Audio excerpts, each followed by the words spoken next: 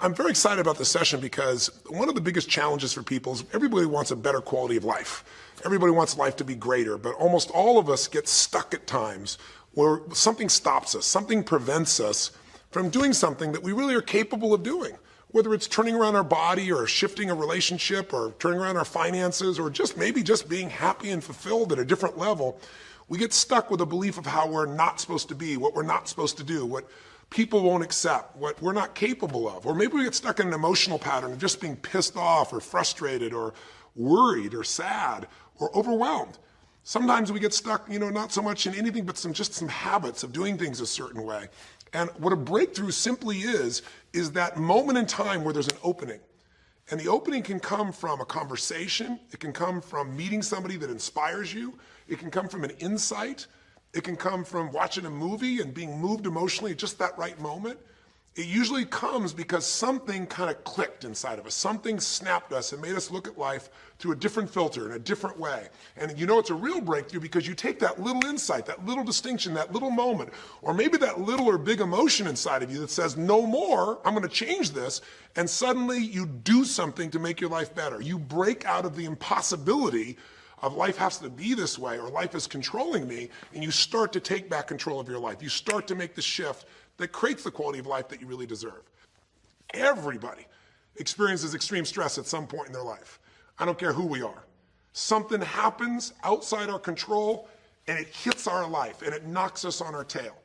It might be a health stress. It could be something with your family. It could be economic, career. It could be something emotional that happens, biochemical. There's so many things. It could be an environmental situation that had nothing to do with you. Every one of us in our lifetime are experiencing extreme stress. And these days, because of the economy and the way we respond to it, the majority of people are experiencing some form of extreme stress, at least according to polls. Stress doesn't come from the facts. Stress comes from the meaning that we give to the facts. Yes, those things have happened. But the real question is, if we fight what's happened, we got a problem. We got to decide, what are we going to do with what's happened in our life? How are we going to take this? How are we going to mold this? How are we going to turn our life around? Because when you come up with a new meaning, you get a new life. So what are we going to do in this session? Well, in this session, we're going to take a look at something from a different perspective. We're going to ask you this question. What is the single force that controls the quality of your life? If there was one gift our Creator has given us, or the universe, whatever you believe, what is it? What is the one power that you have right now in this moment that can change everything? You have it, I have it, we all have it. It's this one singular individual power that can change anything in our life, regardless of what's happened to us. And I know you know the answer. The answer is the power of choice. The one thing we have in this world is we can't control the events, but we can choose what to focus on, we can choose what things mean, and we can choose what to do. Those three choices, those three decisions really control our life. It's not so much the conditions of our life that control our destiny as much as the decisions of our life. Try for a second to think about something. Think about your life and just think about, are there a few decisions? If I were to ask you 2 decisions you've made in your life, that if you would have made a different decision, you would have had a totally different life. I mean, it may be, a life may have been better or may have been worse, I don't know, but you would have a different life. I'm not asking you to buy into the fact that you should have known the answers. I just want you to see the power of a decision. How is your life better today because of a decision you made years ago, not just negative ones? Think about it. Sometimes a little decision changes your whole life. Like you decide one day to go to a certain school, and you go to that school or to go eat someplace, and you bump into the person that becomes the love of your life. Or you meet someone, and you decide as a result of that you're going to become a photographer or a software engineer or a business person or a doctor, a dentist, whatever. They impacted you, but you made the decision, that's what I really want. That's what my life's going to be about. And that decision has affected so much of your life, what you do, how you live your life, how you spend your time, what you earn or don't earn, who you attract into your life, beliefs you have, all come from some of these little decisions. What you decide to eat from your dinner plate each night certainly determines your physical destiny, right? We all know that, at least to a certain extent. I know there's a certain amount that's genetics, but I'm talking about the stuff you and I can control. So decisions equal destiny. It's not our conditions, it's our decisions. So if we want a new life, if we want a new experience, we've got to make new choices. If you don't like the way your career is or your business is, change it. If you don't like your body, change it. You don't like your relationship, change you first, because if you change it, you'll bring you to the next one.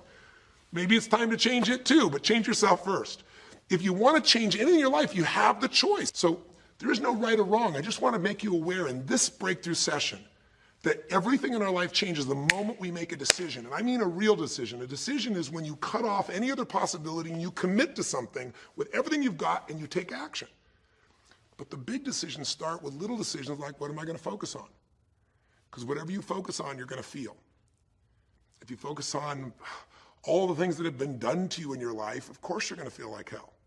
If you focus on all the amazing coincidences that have happened, things that maybe they were guided, maybe not, but things happen, and because of that, you met this person that's your best friend, your husband, your wife, or because of that, you have this ability, or because you were there that day, God, you missed an accident. I don't know what it is, but whatever you focus on, you're going to feel. If you focus on people don't care, and you'll look for reasons why they don't care, and evidence they don't care, you'll find it everywhere. If you look for evidence that people are really good people inside, that at some level we all care about each other, you'll find it. Seek and you shall find. The secret is, have you become conscious about your decision making? Because this breakthrough session is, really, you want to change your life, make new choices. New life comes from new choices, but you got to make conscious choices. The people in this particular television special, Melissa and her husband, they really found themselves in a place where they were both making decisions, Melissa and Rick, that were unconscious. When you make decisions about what to focus on and what things mean and what to do, and you're unconscious, you get pretty terrible results usually. Now, we've all done this. I do it still. We all do. But if you want to change your results, you got to become more conscious in your decision making. So think about it. What you focus on, you will feel, whether it's true or not. You focus on how people don't care, you're going to feel they don't care. Second decision you make is, what do things mean? So you focus on something someone does and you come up with a meaning, and the meaning is, no one loves me. The meaning is they're trying to take advantage of me. Depending on what meaning you come up with, and you get to choose the meaning of anything. For some people, they say, this situation happened with the economy, and what that means is I'm going broke. Somebody else said, the situation happened with the economy, guess what? That means I'm going to work harder, I'm going to be more creative, it changed everything. Everybody else is going to quit, so we're going to dominate the marketplace. For people to do it. Is this the end right now, or is it the beginning? See, whether it's the end or beginning is your choice. You get to decide, because once you make up a meaning, it's true. If you think that this is the end of a relationship, are you going to treat people the same way as if you think it's the beginning of a relationship? No way. In fact, I tell people, if you want to have a great relationship, think about this. Treat people like you did in the beginning of the relationship, and there won't be an end. In the beginning of the relationship, when somebody says to you, would you take out the trash? What do you say? Of course, take out the trash. You're happy to do anything, right? But after about 6 months or 6 years, you go take them out the trash. You go, what do you mean? What, I look like your janitor? Take out your own trash. The meaning we give things is very different, and so we feel different, and our life is different. In the beginning, you'll do anything for someone. Now you make up a new meaning. Why should I have to do that for them? Little choices, like what to believe about yourself, what to believe about other people, whether this is the end or the beginning, start to affect your whole life. And the third decision we make, we decide what to focus on, most of us unconsciously. We decide what things mean, and the third thing we decide is, what are we going to do? We decide to quit because it's overwhelming. We decide to get strong and focus. We decide we're going to turn it around. We decide to wait and see. Ultimately, your destiny is determined by what you do. So, for example, what do you do if somebody comes to you one day and says, you have a tumor? Again, I've had that experience. I use that as a reference point because I've had a lot of intense experiences in my life, but that was one of the more intense ones for sure. Had many, but that was very intense. You know, first, what do you focus on? Do you focus on it's over? Do you focus on why me? Do you give it a meaning that says, I'm going to die? What do? Do you just go through traditional therapeutic approach? Do you put yourself in the hands of someone else? Do you evaluate this? Do you get a second or third opinion? Your destiny is determined by your decisions. Now, if you're a guy like Lance Armstrong, you focus immediately on, I got to find a solution. The meaning you come up with is, this is the ultimate battle. And what you decide to do is you're going to exhaust every possibility. Now, that doesn't guarantee you're going to succeed, but it's interesting. When you have that kind of a mindset, it shifts you. And Lance Armstrong, I mean, he was told things like, look, You got tumors here in your brain, you got them in your lungs, right? You got obviously in testicles, and you ride a bike for a living. That's pretty tough. But he made it through all of those pieces. Now, am I saying because he made the right choices? I can't tell you that. There's certainly some grace in everything. I think in life, there's three things. There's our ability to choose what we're focused on, or to commit, to get a result, to put all our intention and focus into something. There's our ability to do the right things, to have the right strategy, to execute. And then there's some grace. There's what some people call luck, some people call grace. There's if you do the right things over and over again and with total focus, sometimes, you get good fortune that comes your way. And you tend to have more good fortune when you're totally focused and decisive and you take lots of action than if you kind of just sit around and accept things like you don't have a future. But the point of the matter is this guy turned it around. And what was he like after he got through this problem? After he had his breakthrough, after he faced cancer, racing against some other guy seemed like nothing by comparison. You're not much of a competitor. I faced death. And he goes on to win Tour de France after Tour de France after Tour de France, breaking every record anyone could ever imagine. What do you do decades ago, half a century ago almost now, and someone says to you, go to the back of the bus, and you're African American?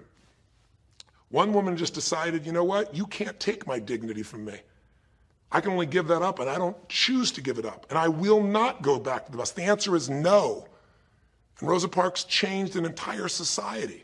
Because that day she chose to focus on something else. She gave it a different meaning. This is not a command. You do not have control over me. And she decided to fight. And she changed the direction of a country and of many other countries. She started something. We forget that you don't have to be famous to have the ability to change at least your own personal history, to change the direction we go in our life. We have the power to choose, even if you haven't before. You can finally say, no more, I won't put up with that, within myself or from anybody else. And here's what I'm going to do differently. That's where the breakthroughs really start to happen. Now the question is, why do some people stand their ground and make something change versus other people just kind of accept things? Why do some people make bold decisions and other people make decisions that are based on trying to hang on to what they've got? Well, that's a more complex question to answer than we might have in a few minutes in this one session, but it is one that I've spent my life studying, because when you can change your decisions, you can change your life. When you can change the force that controls your decisions, you can change anything in your life. At some level, we have certain beliefs and values. But if I was going to make it simple, I'd say there's two things that determine your choices. The first thing is the state of mind and emotion you're in at that moment. Think about it. Have you ever snapped at somebody and had nothing to do with them? It was just the state you're in, right? You were frustrated, you were pissed off about something, and in that state of mind, whatever they said got interpreted through that state, and you made up a meaning like they were an irritant or they were interrupting you. They weren't. You probably felt bad afterwards. When we get in the wrong state, we make the wrong decisions. When you get in a strong, empowering state, you'll make a better decision. Learning how to direct your state is a big part of what my work is with people, and it's a big part of what I do in my seminars. But the other thing that affects your decisions would be what I would call your story or your blueprint. We all have kind of a story about how our life is supposed to be. It comes from a set of life experiences, interpretations. Some people think life is all about getting theirs. Some people think life is about growing and contributing. Some people think life is about making judgments. Some people think life is about saving other people's lives. Some people think life is about being successful. Some people think God is the basis of everything, and the way to know God is to go through life in a very specific way with a set of rules, and they follow it. And that's what they believe. Whatever your story is, whatever your blueprint is just another way of saying whatever you believe is how your life is supposed to be, at some level, we either follow that blueprint or we fight it. If we follow it or we fight it, we're going to find that we're going to bump into things in life where life isn't always the same as we expect it to be or think it should be. And that's where we start to experience stress. So in this session of Breakthrough, when you watched this story and you saw Melissa, you saw the conflict between what she desired most and what she feared most. I really believe life is the dance between what you desire most and fear most. That's where you find where we live our life, the dance between what you want most and what you fear most. That's where all that energy is in life. So what does she want? She wants to be famous. She wants to be able to sing and have everyone hear her voice and be able to touch everyone. She wants to contribute. She wants to share her gift. And she definitely wants to be famous and successful. She needs to be closer to her children. And one of the big challenges in life is oftentimes what we want and what we need are two different things. She has 5 boys. They're all extremely young, as I'm sure you saw. And she has a husband.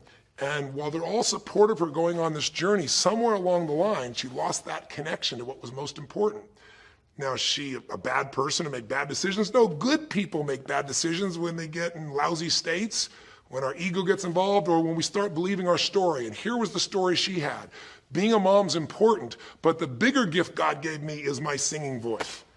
And once we get seduced into a particular story and we start to believe it, it takes a hold of our life and it controls all of our choices. And then pretty soon, bad choice on top of bad choice on top of bad choice starts to affect our life. Can you relate? How many times you've made some choices that you wish like hell you would have made a different decision back then, or that no one ever knows the stupid decisions you made? I know I can relate to that. So what I want to talk to you about today for this brief little session is how to break through a crisis.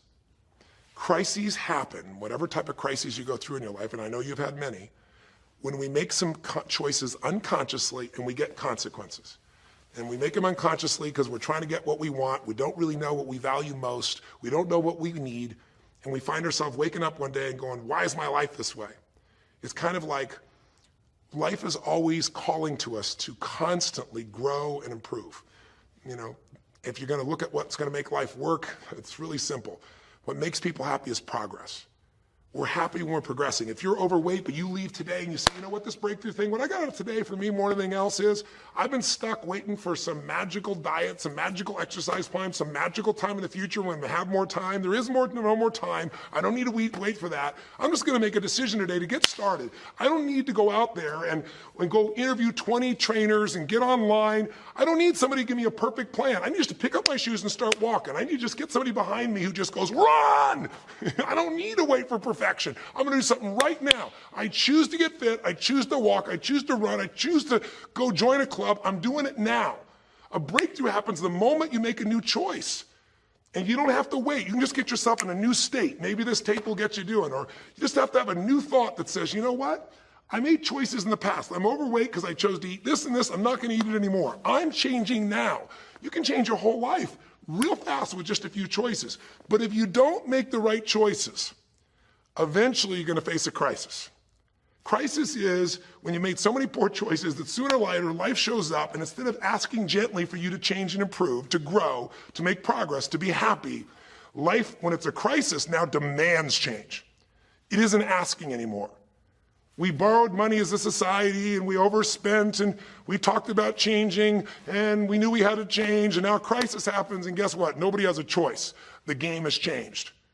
And what crisis does is it melts us down.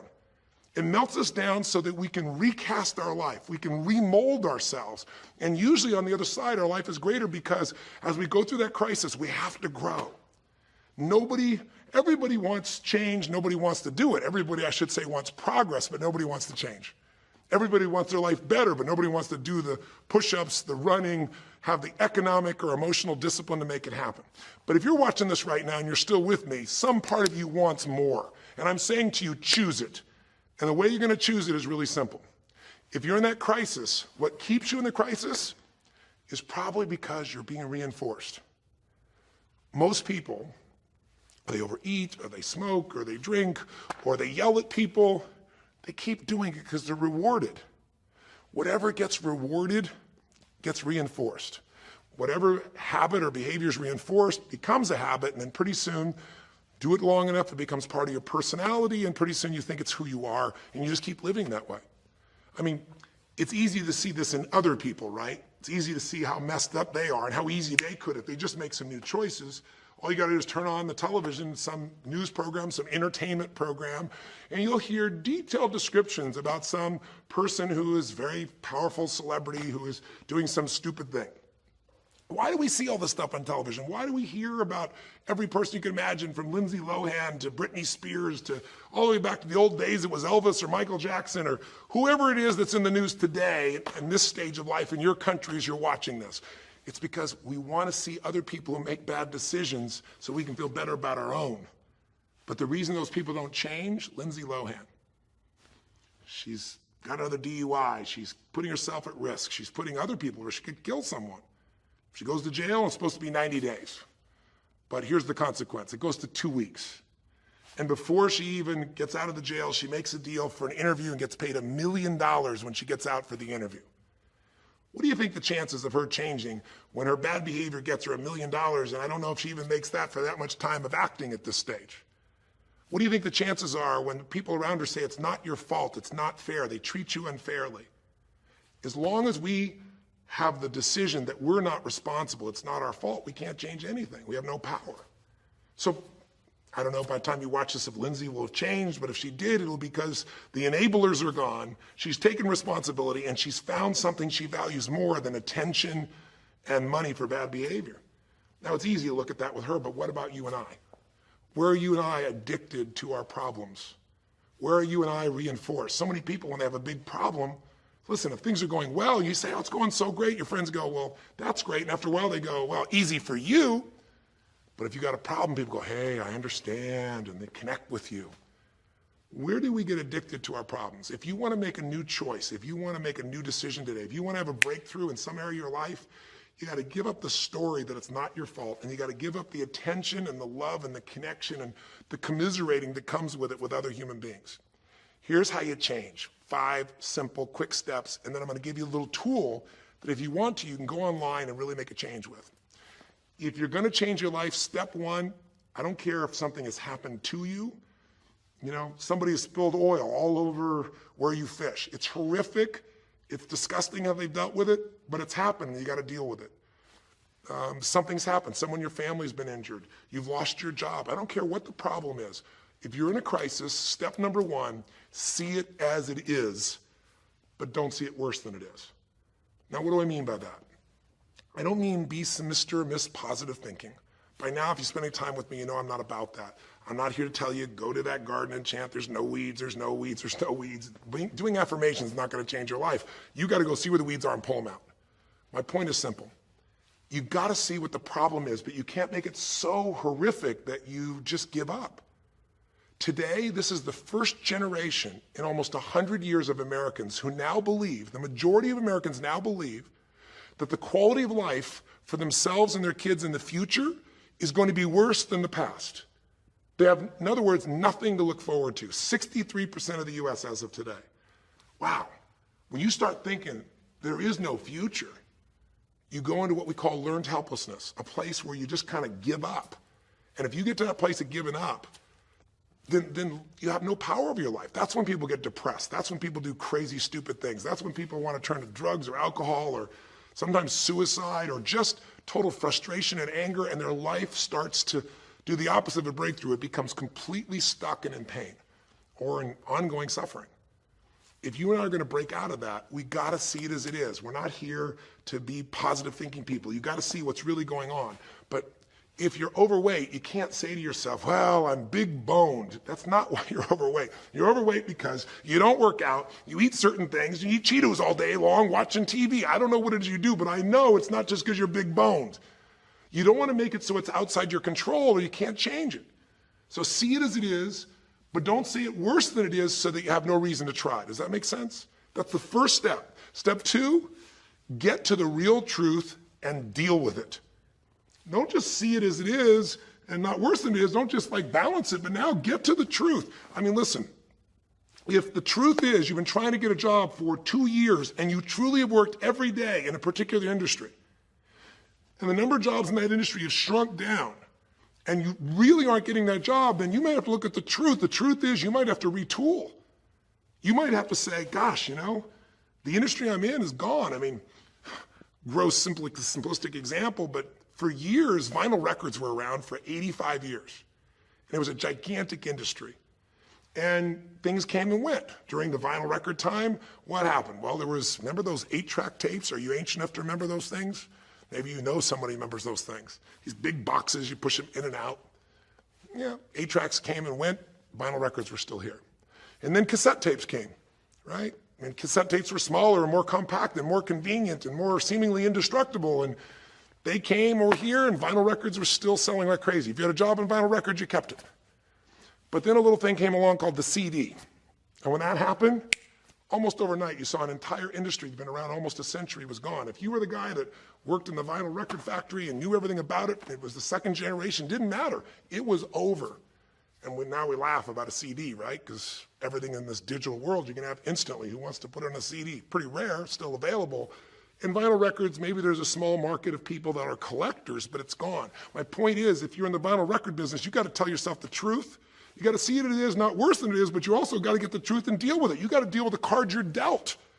You're going to have to retool. You're going to have to change something. You might have to move. If you live in the Gulf, and I don't support anything that's happened there, who could? It's unconscionable what's happened with BP.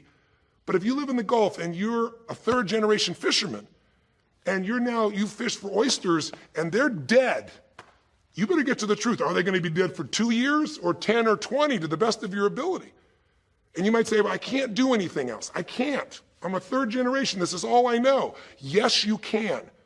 Get to the truth and deal with it. Deal with the card you're dealt with. You got to deal with it, sure, I'm sure legally, but in the meantime, you got to take care of your family. I'm not saying this off the cuff easy because I've been in those situations where it's impossible, it's unjust, it's wrong, but I still got to deal with it just like you. Am I making sense? It's like, you might say, I've lived here my life. You might have to move. You might have to fish someplace else. You might have to, I know you still got to deal with all the consequences, but you got to take back control of your life. There are unjust things that happen, but you got to take control. Easy for me to say, I'm not sitting in your shoes. I get that. But who hasn't experienced some form of injustice someplace? Who's not dealt with something unfair? Who's not dealt with something that wasn't meant to be unfair, but it affected your entire life, your career, your finances, whatever? You got to tell yourself the truth, and you got to get to those dealing with the reality right now. The longer you wait, the longer the crisis will be. If you're having an economic crisis, got to deal with it. Got to downsize, right size, do whatever it takes. And I say, okay, Tony, well, so far you're telling me don't allow myself to make it so bad I don't try, see it as is, but don't make it worse than it is. And you're telling me get to the truth and deal with it. Well, that's nice, but how do I do that? Maybe the third step, more than just getting the role model, maybe to be more specific, is get a vision first. Get a vision and get strong. That's what I think your third step should be. You first tell yourself the truth. Yes, see it as it is, not worse than it is. Tell yourself the truth and deal with it. But the way to deal with it is say, what am I going to go for? There's got to be a compelling future. I got to come up with a vision for my life or a vision for my relationship. I've had terrible relationships, nothing's worked. Tell yourself the truth. I've made poor choices, or I've told myself stories and gave myself excuses, or I've not had the courage, whatever it is. Get to the truth and then get yourself a vision for what you do want. Because you have to have something you're going to move towards. Does that make sense? Without a vision, people perish. It says in a very good book called The Good Book. And I know there are many good books, but that's a good one to take a look at. We need something to go for. We can deal with any problem today as long as there's something that we can look for in the future that we can strive for. It'll give us the emotional and psychological fuel, the juice, to keep moving forward. So you got to come up with a vision, and a way to do that, we'll call that step 4. Get a role model. You might get the vision from a role model. You might get the vision just from coming up with a new idea. But in order to figure out how to go from where you are to where you want to be, to close the gap from where you are to where you want to be, it's best to learn by other people's experience whenever you can. So get a role model, get their strategy, and go to work. Get into action. So I'll give you an example. Years ago, when I was first starting to try to figure out how to build myself financially, I grew up at a time when, just as I was starting to do well, this big recession happened. And I remember I was like 29, 30 years old, I think, and maybe 31. And I was doing okay. And then all of a sudden, there were all these business challenges because we went through this severe recession back in those days. And I remember at the time, everybody was downsizing and freaking out. And I thought, you know what? I don't want to just settle for this. I want to find a way to do well. Who's done well in really tough times? And so I started doing my homework. And in those days, you didn't go out and use the internet the way you do today. You couldn't access all that information. We actually went to libraries and did research in traditional ways. I'm ancient enough to remember those days. And I started hearing about this man named Sir John Templeton. Very famous man. He's a man who became a multi-billionaire as an investor. He started with nothing. But what was interesting is when I started to find out about his story, because here's a guy that when he's a young man, he's called Sir John Templeton now. He was actually an American originally. And he wasn't Sir. He came from a very poor family. And he just decided that in his life, He wanted to not only do well financially, he wanted to do so well he could help other people at any level that he wanted.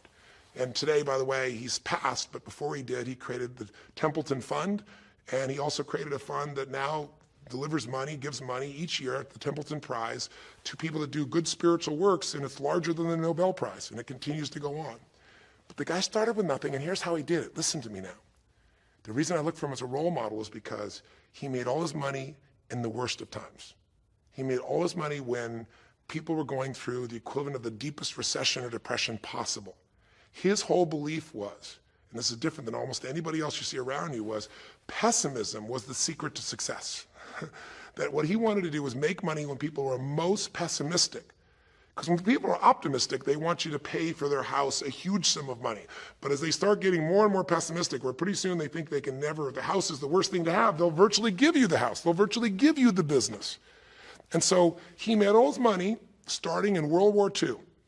When the war broke out, when Hitler invaded over in Europe, he took all the money he had and borrowed a total money of $10,000, a total amount. He bought with $10,000 every stock on the New York Stock Exchange that was $1 or less that he thought might be useful, including some companies that looked like they're going to be bankrupt. But he did it when people were the most pessimistic. Because if you recall, it looked like Hitler was going to take over. It didn't look like we were all going to be the winners. It looked like Hitler was going to dominate. And when people were that scared, they would give up anything they had just to get a little bit back. And so he bought all the stock that eventually made him a multi-billionaire. He became a billionaire because after things changed, after the war, just 5 years later, and the economy started to surge, everything changed for him. Where do you think he invested next after World War II? Where was a country that was pummeled, that was down, the factories were basically turned into mud? Japan. You could buy things for pennies in Japan that would have cost you hundreds of thousands of dollars before, and he did. When everyone was most pessimistic, he went and did well. And then he sold when the 80s surged and when everybody thought Japan was the greatest country on earth and had the biggest businesses. He sold and made his maximum profit when people were overly optimistic. He did the same thing down in South America when inflation went crazy. This man spent his entire life basically having a strategy of how to succeed when everybody else was scared. I tell you that because he's a role model. What he did, how he did it, it's all in writing, it's crystal clear. You could do the same. But you won't be able to do it when you're telling yourself the sky is falling and it's over. When you see it worse than it is, you'll just give up. You won't do it if you don't tell yourself the truth is, you know what, this system isn't working. I got to do something. I got to change my finances. I got to change my job. I got to reach. If you don't tell yourself the truth and deal with the truth, the real truth, nothing's going to happen. You won't ever even think about a guy like John Templeton if you don't have a vision that says, I don't care how the environment is, I'm going to find a way to do well. And you won't do well unless you get a strategy based on a role model who's really done it. My whole thing is this. If anybody has something you want, they aren't lucky. They did something. If you model them, if you take similar steps, you can produce a similar result. Make sense?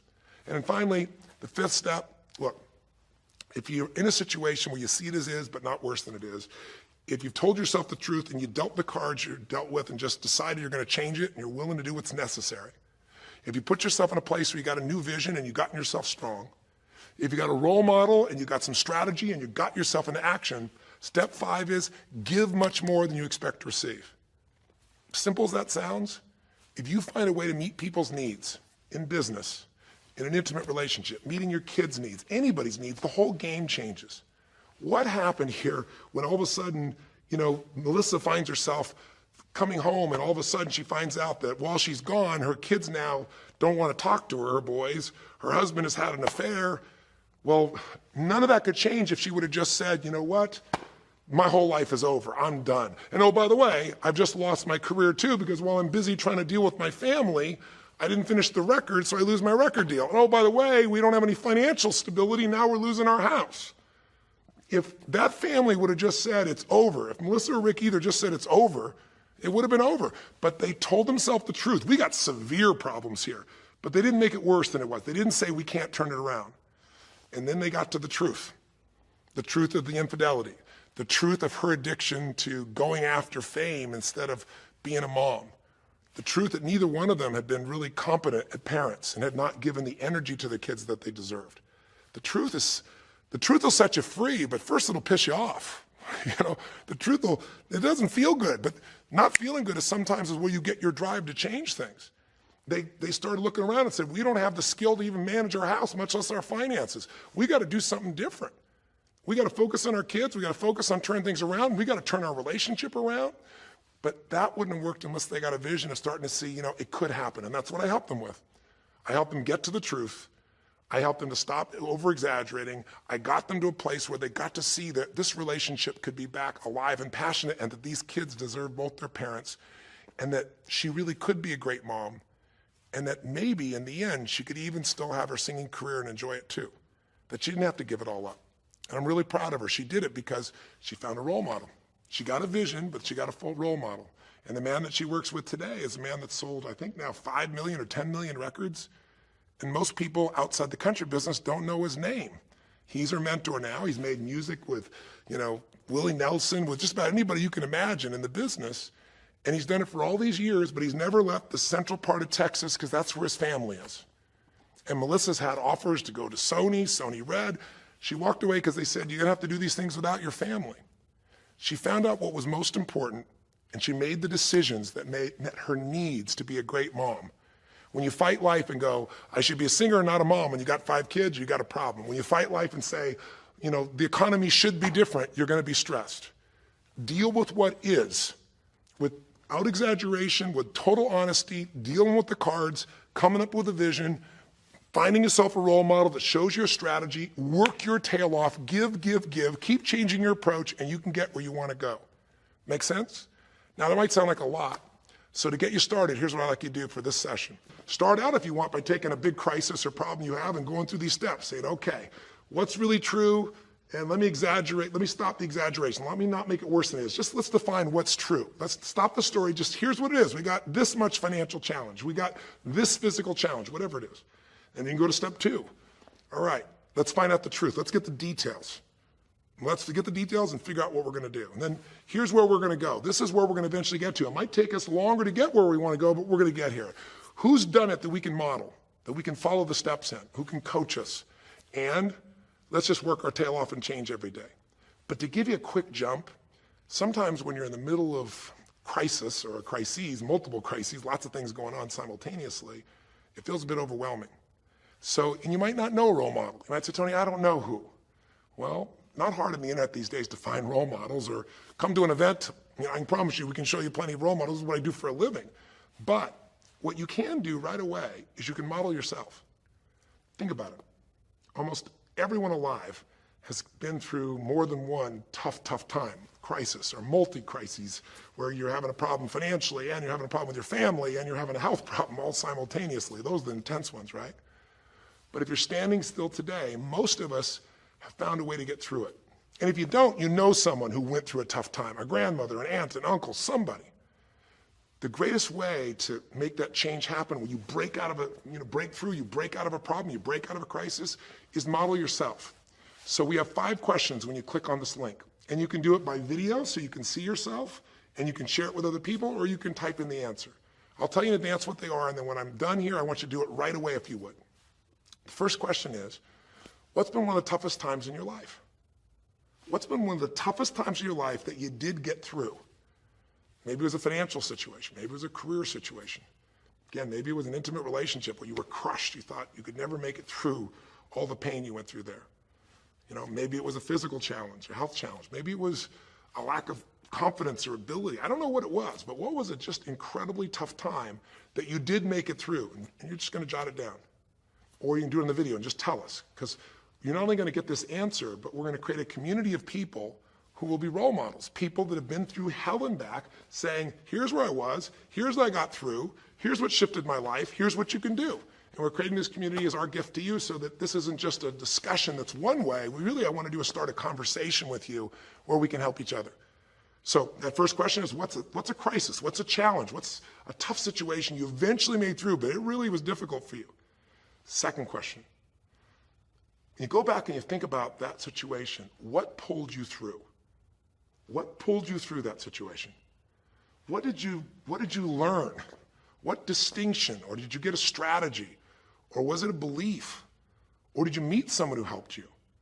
Or was it just somehow you clicked into your faith and you kicked yourself into gear? What pulled you through those tough times? Was it a person? Was it a place? Was it an idea? Was it a distinction? Was it a belief? What was it? Share it with us. Type it down or tell us from your heart what it really was. Third question is just real quick. It's just for contrast. And the third question is, what was your life like before the crisis? Like right before all hell broke loose?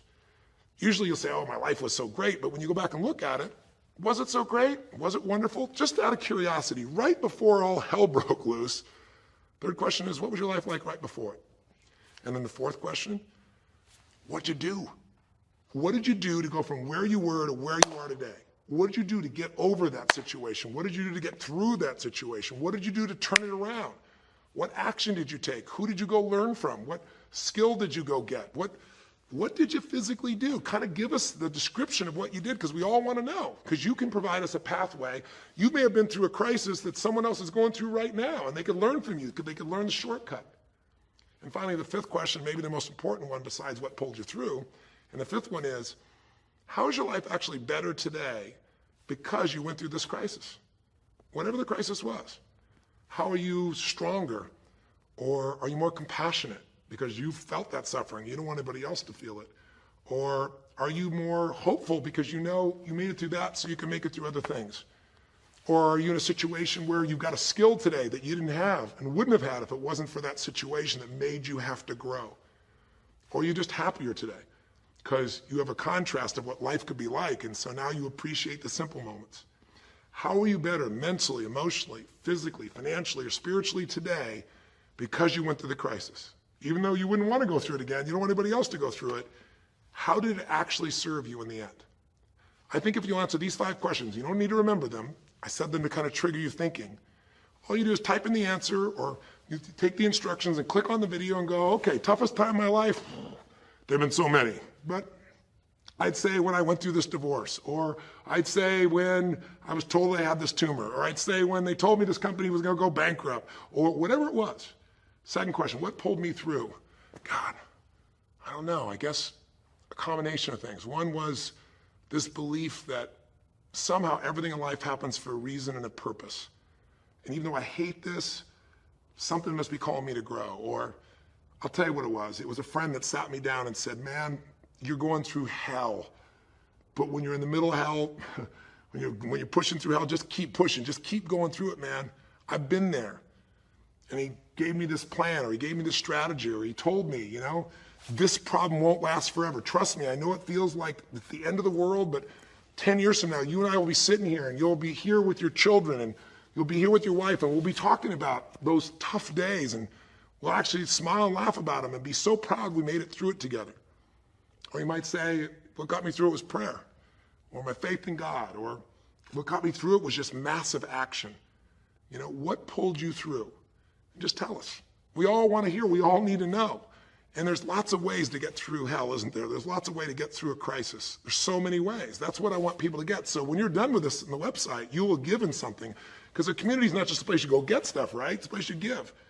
And the more, you know, authentic you can be and honest from your heart, the more other people will see and be touched. You know, what was it like before? Oh my God, I was on top of the mountain. You know, what did you do? Here's what I did. You know, I told myself the truth. I went and got this new education. I went and started talking to people each day. Whatever you did. How's your life better today? There's a phrase, you know, be humble or be humbled. You know, I have a different level of humility because I know, you know, that as good as I may think I may be, that situation reminded me that life is not just about me, it's about we. Or, gosh, because of that, I love my wife so much because we made it through that situation together. Or because of that, man, I'm so much stronger financially. I'm on top of things. I don't let anybody spend. Whatever it is, tell us how your life's better. Okay? I don't know how long the session was. Again, there's no script here, baby. I just want to work with you heart to heart to say one thing. If you want to break through, you have to make new decisions. New choices create a new life. The only thing stopping you is some limiting belief, some belief about how life should be different or you should be different. Deal with life the way it is. Tell yourself the absolute truth. Don't make it worse than it is. Tell yourself the truth. Deal with it. Get a vision. Get strong. Get a strategy, get a role model with a strategy and get into action, and then put your focus on taking action every day. Giving, change your approach, you will get there. Go to the Power of Crisis right now, click in, give us your message and the answers to 5, and look at other people. You'll find people who've been through things you can't imagine. A woman talking about how one day she was home and a man came in, and to try and save her children from being hurt, she had to let him rape her right in front of her kids. And when her husband found out, he came home, he was so upset he left her. And then she developed cancer. I mean, you'll see some stories here that'll blow your mind. And today she's the most happy, incredible woman, and she's helping other people who have cancer to get through it. She's healthy and strong. Her kids are strong. We need those kinds of role models. So whether your story is little or big, there is no little or big. We all need a pathway of power. And this will be a gift to yourself because it will activate your resources, and it'll be a gift to other people as well. So that's our session. The power of decision, the power of choice, how to face a crisis and turn around.